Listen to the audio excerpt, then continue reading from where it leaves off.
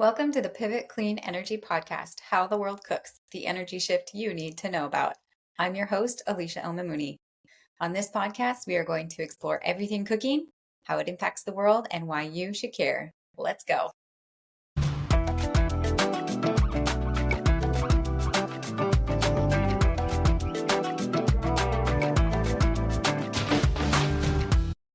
Tony Leiding is the president of Trenton Agri Products LLC in Trenton, Nebraska. Prior to entering the renewable fuels industry, he was a captain in the United States Army. During his time in the Army, he was a UH-60 Blackhawk helicopter pilot and did tours in both Iraq and Afghanistan.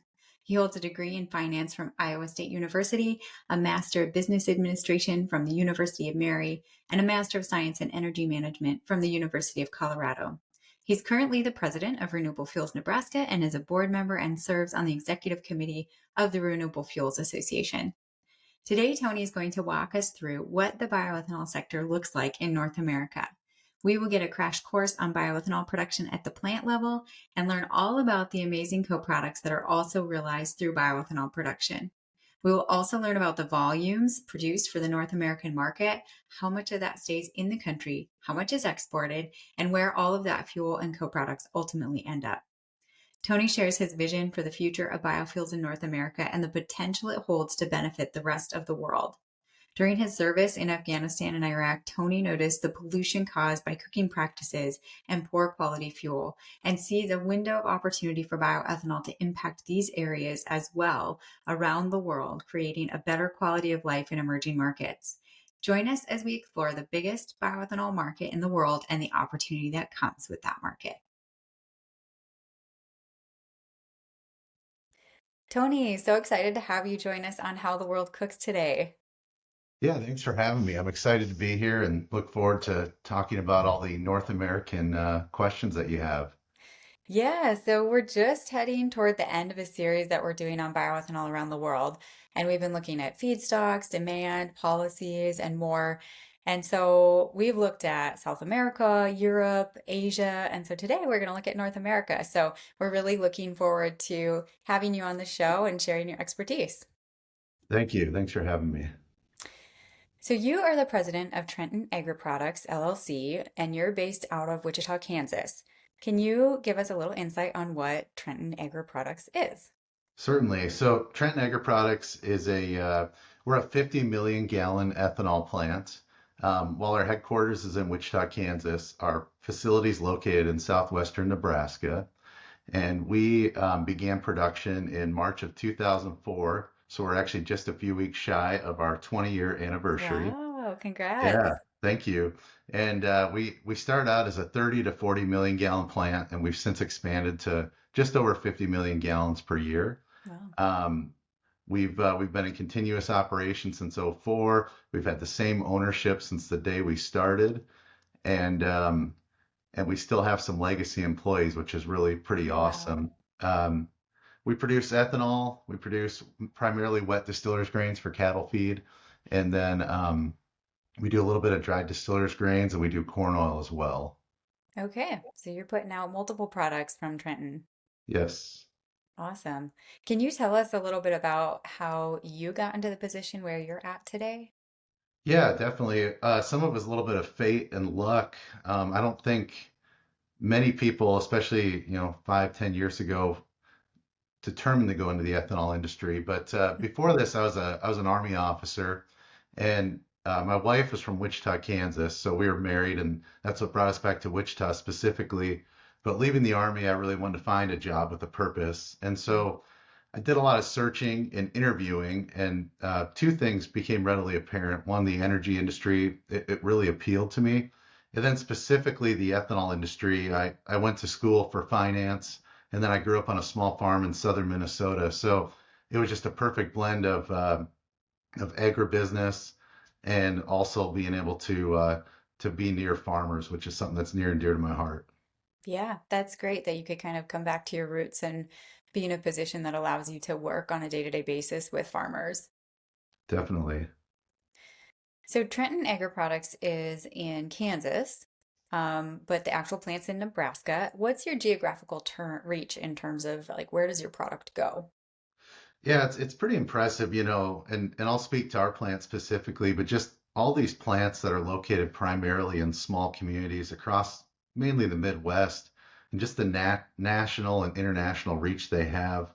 Our plant specifically, located on the far western reaches of the Corn Belt, we send a lot of ethanol by rail. We've been a California shipper since early on. Mm. We can ship to Oregon and we ship a little bit to Washington State. And then we also send some ethanol to Colorado, Wyoming, and here in Nebraska as well. Um, Interestingly, our corn oil, it goes nationwide. It can be anywhere Mm. from the Gulf Coast to out west to farms here in the Midwest. And then our distiller grains primarily gets fed to cattle within 70 miles. And if you were to do a search how many cattle are on feed in Nebraska and specifically Western Nebraska, you would see why that's a great fit. There's a bunch of cattle on feed, and we have a great partnership with our feedlots. So while we're in a small community of a couple hundred people, we have a what we feel a national reach, and it's something we're very proud of. Yeah, absolutely. It's very impressive. Just for our listeners, can you describe where the corn oil is actually being used? What other products is that going into? Yeah, so corn oil has a couple primary uses, but it can either go into animal feed as a nice fat binder to go with the distiller grains and the ration. Ours typically goes to cattle feeding, but it can also go out to poultry and other uses. And then interestingly, it's a great feedstock for renewable diesel and biodiesel. Hmm. So it can also go, they both go into renewable products, either animal feed or creating another fuel. Wow, that's great. Bioethanol, like you mentioned, has multiple feedstocks, multiple end uses. You guys are producing a number of those at your plant. For those who have never been to a production facility, can you just do a quick tour of the plant and the bioethanol process and co-products? Certainly. So I'm a business guy, so I'm going to approach this from a very high level. Perfect. And really, before I go into the process, I want to note that while this is coming coming from a high level, our employees and employees across the ethanol industry, they do great things every day. They're tough, smart, and mission focused. So what I say here is very simplified, but what they do is very complex and Hmm. impressive each and every day to make these facilities go. But from a And these very are general 24-hour facilities, right? I mean, they never stop running, so you have to have somebody there all the time. Yeah, 24/7, 365, Christmas Eve, Thanksgiving Yeah, Day, weekends, kids' birthdays, these guys are doing it. So, yeah. excuse me. So from a very high level, basically you take a kernel of corn, in our instance, you're going to mill it into flour, and then you're going to add some water, and you're going to add some enzymes, and you create a liquidy mixture called slurry. And what you're going to do then is that's called the front end, and the enzymes break down all the starch that's in the corn into kind of usable starches and sugars. And then that solution becomes what's called a mash. And mash goes into fermentation. So just like your favorite brewery, Hmm. we also ferment. And in fermentation, you feed yeast and some other enzymes, and you take those sugars and you convert them into alcohol. And then byproducts are heat and CO2. So you create alcohol, heat, and CO2 with fermentation. Once fermentation's complete, you have a solution. We call it beer, just like what you'd see in a normal domestic brewery. And this is where the ethanol plant splits. So the beer that you get, I always say it's at distillation where the plant splits. And you take the can of Miller Lite, for a lack of better word, and you bring the alcohol out of the top and you bring the rest out of the bottom. And so the alcohol that comes out of the top, we further dehydrate it, and then it becomes what you see as ethanol in the fuel form, 200 proof that can be in fuel, industrial uses, and others.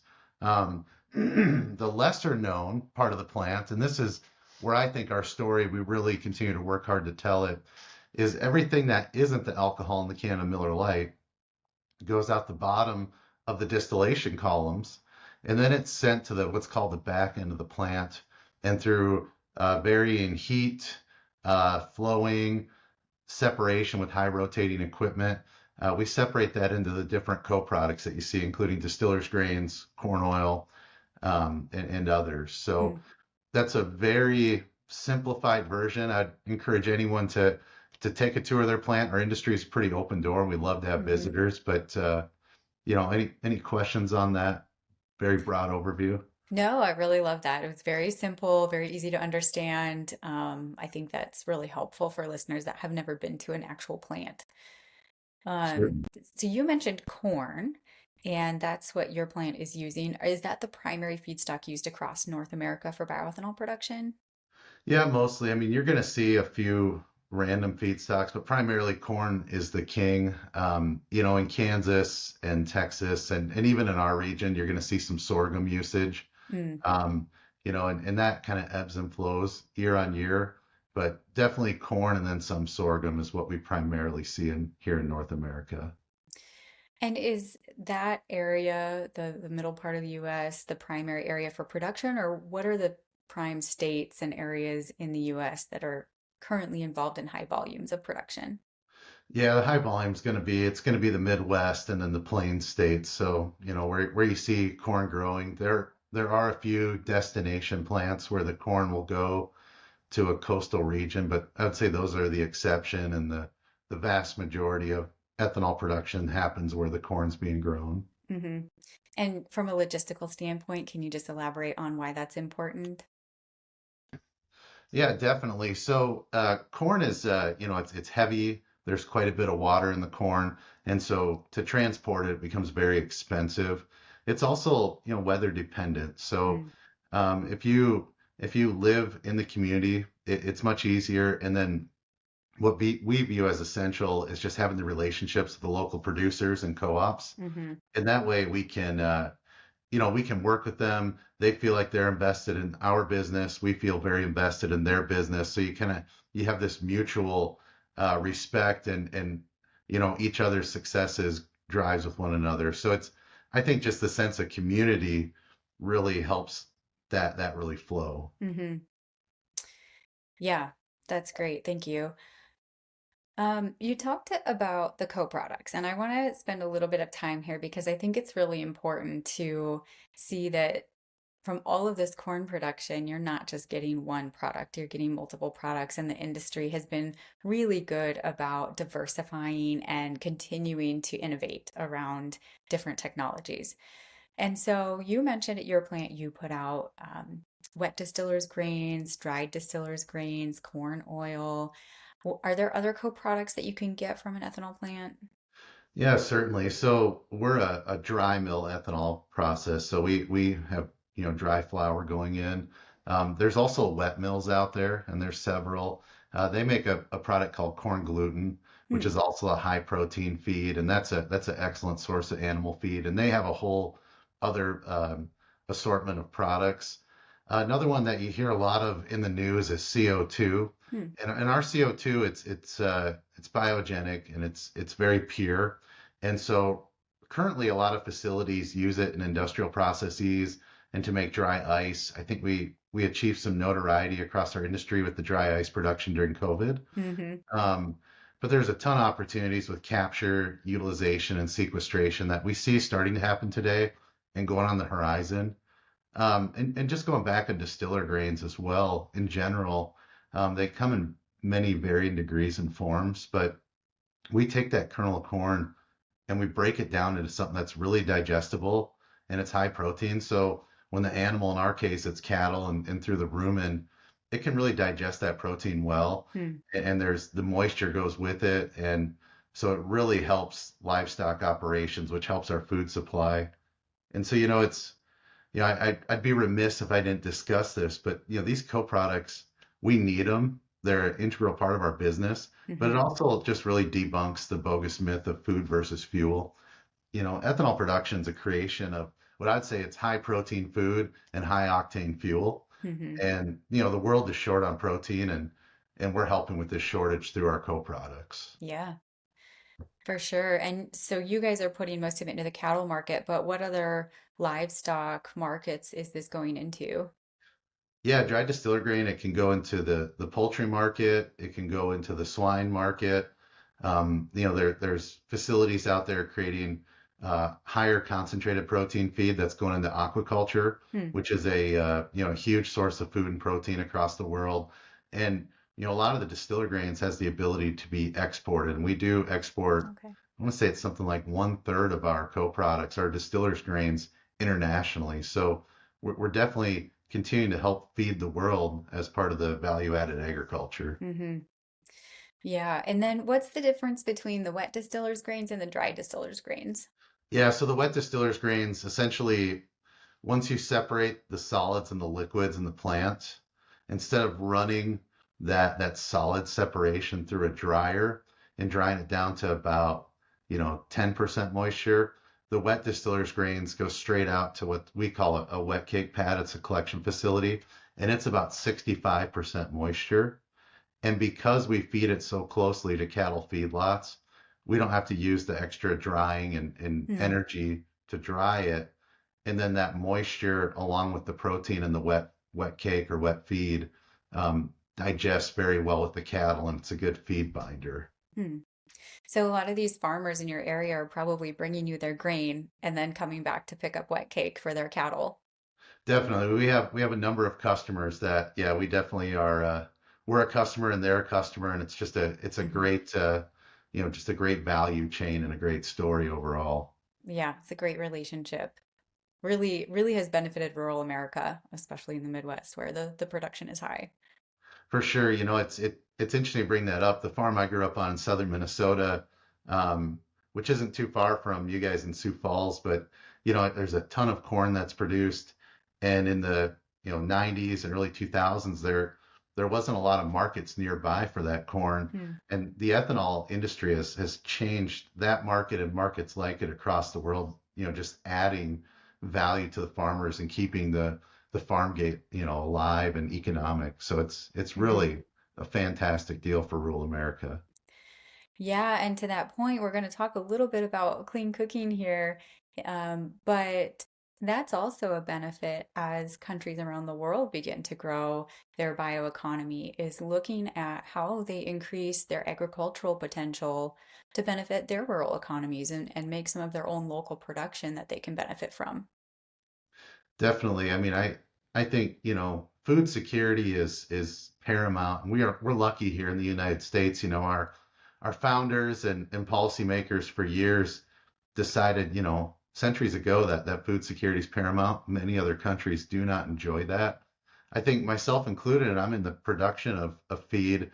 Sometimes we maybe take it for granted, but we have to have our own food security and then Hmm. have products here that can add value versus just sending the raw outputs elsewhere to add value is really key to continue to make that economy strong.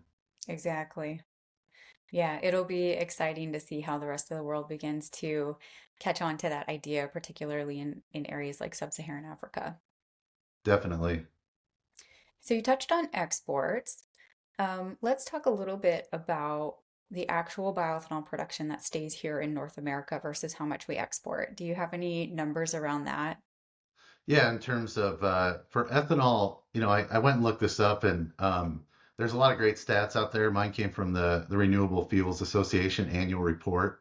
So this is all 2023 numbers, but Okay. in 2023 we produced just over 15.5 billion gallons of ethanol, and we exported around 9% or just above 1.4 billion gallons. So Wow. it was a great export year. I think our exports are going to continue to certainly stay on pace or grow over time as our product is adopted across the world. Our biggest export partner is Canada, Hmm. and then the United Kingdom and European Union, second and third respectively. And then we have a ton of other customers: Mexico, Southeastern Asia, Middle East even. So we definitely have a lot of global partners. Um, and then kind of, usage of that, the majority of it's transportation fuel. Hmm. We've seen a lot more production of industrial alcohol and even grain neutral spirits, which is kind of fun and exciting for our industry. But and then there's a goal of trying to use ethanol as a feedstock for sustainable aviation fuel, and Hmm. I think there's just a lot of great opportunities.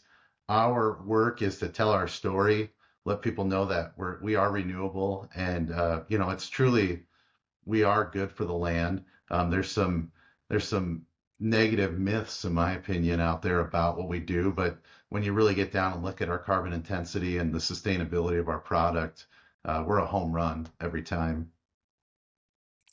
Yeah, so when you're talking about bioethanol in fuel, we're typically looking at E10, right? A 10% blend in your fuel. But are there higher volume ethanol blends in North America? What are those? What does that look like?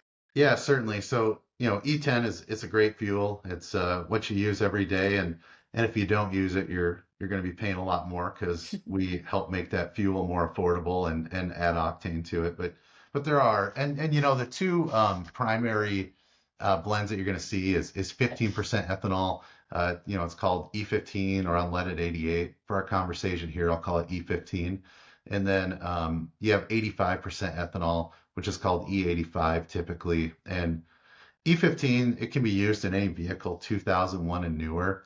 The EPA cut off testing at 2001 because just there were so few vehicles on the road, less than Mm. 2001, where it would have been cost prohibitive. So that's where that random number comes from.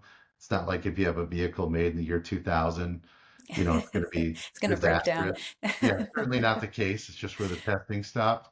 And then E85 can be used in a flex fuel vehicle. Um, Kind of note in the California market, which has about 40 million people living there, E85 has really taken on a lot of just a lot of notoriety. It's significantly less expensive. Mm. As you know, the gasoline there is very expensive, and it can be up to a few dollars cheaper per gallon. Wow. Same quality or better quality actually.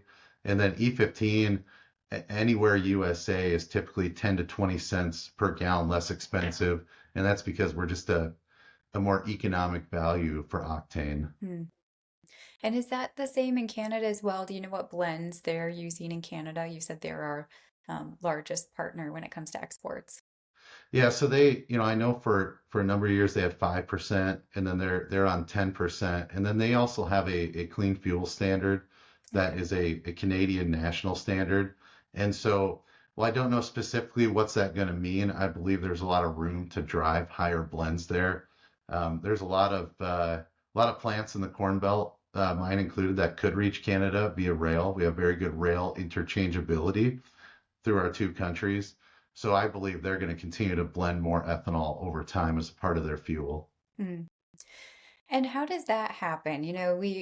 We're at E10, you see E15 starting to come into the market. How did we begin to grow the volumes of bioethanol in our fuel that we see today? Can you give us a little history on how we even started using Yeah, bioethanol in our fuel? certainly. So it's been a long history, and we've been using alcohol as a potential fuel for a long time, and Henry Ford looked at it, but kind of as we know ethanol today, and starting to use larger quantity, the story really begins, as we know, in the late 70s and 80s.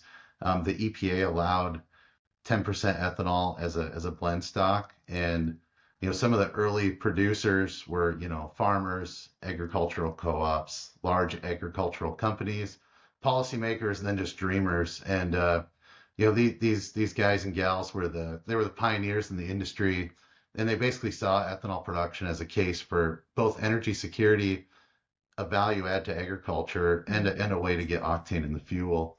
Um, the late 80s and 90s saw air quality become an issue that we needed to tackle in communities across America. And so higher quality fuel became a solution to that. And so oxygenates were used. Um, Ethanol is a great octane booster. And so what happened is ethanol it had a little bit of growth, but then in the early 2000s and late 90s, states began to ban MTBE, Mm. which was a blend stock. And once they banned that, that's where we really saw, our growth happen. And so from 2000 to 2010, you saw MTBE being banned, the Renewable Fuel Standard to start blending fuel. And then in the RFS2 or Renewable Fuel Standard 2 in 2007, it was noted for both for energy security. So that's where Mm. that was just a catalyst that made our industry boom. And so, energy security, octane, and animal feed, have really propelled us to where we are today with more than 200 facilities here in the United States and also several in Canada. Yeah, and we're seeing that capacity continue to expand because there are just continued markets for bioethanol to feed into, including one in the US where we're increasing volumes in our transportation fuel. Definitely. E15 would be great, and it's here, and um, we just want to keep competing, and we want to be an economic and efficient solution to, the transportation sector. Yeah, and a cleaner solution, right? Because you're replacing other blending components in traditional gasoline that could be really harmful or even cancer causing. Definitely, yeah. With replacing those oxygenants with alcohol, it's a no-brainer. And it's also a win for our whole domestic energy industry as well. The oil and gas industry can take gasoline and blend it with ethanol and have a really clean fuel, and Hmm. it's good for us. Yeah, where do you think the future of bioethanol lies for North America? Like, let's say the next 20 years. Yeah, so we have a great roadmap ahead. Liquid fuels in general, I mean, that's where our major market is today. I believe in liquid fuels. They're going to be here for a long time. It's just the most affordable and economic way to utilize a BTU of energy in the transportation sector. So as we continue to increase blends of ethanol with gasoline, that's just there's a great pathway forward. And then also, you look at other uses, and sustainable aviation fuel is exciting. I think we have Hmm. some work to do, including getting our policymakers to recognize the low carbon attributes of our product and Hmm. actually account for them appropriately. And you can type in a search on sustainable aviation fuel and get 100 articles on this, but just being treated fairly for what we actually are. But also bioproducts, as part of the bioeconomy, and then just continued expanded use of our co-products in high protein feed. Those are the areas that excite me. But bottom line, it just comes down to with what we can do to add the liquid fuel to make them, more environmentally friendly and economic. There's just no other substitute that comes close in efficiency, affordability, and dispatchability, the ability to use that energy at any given time. So Hmm. I'm excited about the next 20 years and beyond. So you think in 20 years, maybe E15, it's not even going to register because it's just going to be everywhere. It's going to be commonplace. I hope it'll look just like E10 does to us today. Yeah. Um, but we've been fighting that fight for a long time. But in my mind, it's a no-brainer to use E15. It's a great fuel, it's affordable, and it works in every vehicle that you're going to see today. Well, bioethanol for cooking isn't your focus, but I'm going to shift just a little bit because you are actually familiar with the cooking challenges around the world prior to your introduction to Pivot. You served in the military. Thank you very much for your service. You were flying helicopters. And what did you notice about the communities that you were in while you were overseas? Yeah, so as you mentioned, in the Army, and I flew Blackhawk helicopters, and so I did deployments to Iraq and Afghanistan. Afghanistan was my second deployment, and it really hit me there because Afghanistan has four seasons, just like the United Hmm. States. And I was in eastern Afghanistan near Kabul, and when we go to fly into Kabul in the wintertime, it would be, a perfectly clear blue sky, and you would get over the city of Kabul and it would be socked in with Hmm. just this layer. It looked like clouds, but it was really pollution. And Yeah. um, at first I thought, what is this? Why is it socked in? It was tough to get in there. Sometimes you couldn't even fly in. But then when I started looking into it, I realized it was pollution from cooking, using biomass and that to cook, burning trash and other biomass Hmm. for heat, and then also old vehicles of poor quality fuel. Hmm. And in the summer months, you're really not going to see it because the air is going to be able to dissipate and go away. But in the winter, I did not know this at the time. It's something called a thermal inversion, and it basically keeps the air close to the ground, and Hmm. you really see the effects of what that pollution is. So Yeah. um, it made me realize two things. One, uh, I'm really lucky to live in the United States of America and have these, just regular heat and clean cooking that's there. But also, there's a lot of places in the world that are struggling And so finding ways to be able to cook and heat your home is still a big problem across the world.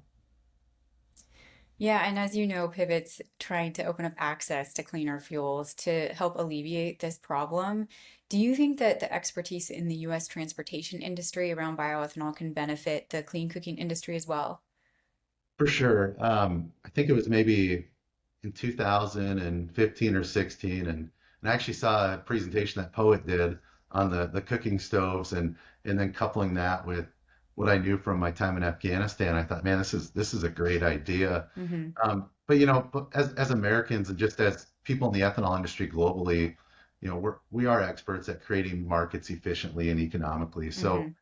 I think the big difference with clean cooking is going to be your logistics and especially the last mile logistics. Because while we can sell tanker trucks and rail cars full of fuel, clean cooking has to eventually break that down into smaller batches. Hmm. So I think our expertise can help drive maybe a further systemization and creating a little more of a market and find efficient ways to get those last mile logistics conquered. Yeah. But then also, there is a humanitarian aspect to this. And so, market-based approaches only be able to do so much. I think without NGOs like Pivot, we won't be able to do it. But I think by you guys leading the way and creating these processes, then businesses and markets will be able to be developed to maybe deploy this clean cooking fuel more readily. Hmm. Yeah, we're looking forward to seeing that happen, and we're seeing it happen.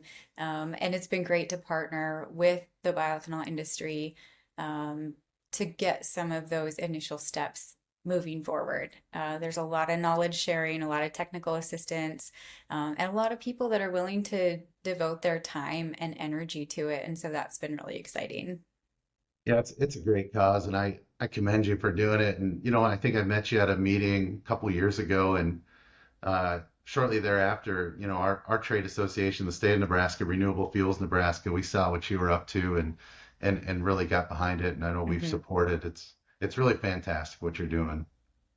Yeah, RFN's been a great support and are always sharing about the story as well. So we're really grateful for partners like that. Thank you. Last question, which is still focused on cooking because I ask everybody a cooking question. If you could only cook one thing for the rest of your life, I don't even know if you cook, but if you do, or if you could, what would you cook and how would you cook it? It's a really tough question. I can cook. I'm not great, but I can do some stuff. I'm better at grilling. I don't miss too many meals, but if I could only cook one thing for the rest of my life, I'd probably grill sirloin steaks on my grill at Ooh, home. So that'd be my one food, I think, if I all right. was faced with that challenge. That's a great option, especially in Nebraska. You're going to make a lot of people happy with that answer. Definitely. Well, Tony, I'm so grateful for your time today and sharing your expertise from a very personal level on the bioethanol story here in North America and helping to round out our trip around the globe and talk a little bit about the volumes, the feedstock, the policies that are present here in the US. Yeah, certainly. Thank you for having me, and I appreciate everything that you're doing. And this is a great industry to be a part of. And if anyone has questions, feel free to reach out to myself or any others. And we love to tell our story. And thank you for helping to tell our story. And Yeah, thanks for having me. absolutely. Absolutely. Thanks, Tony.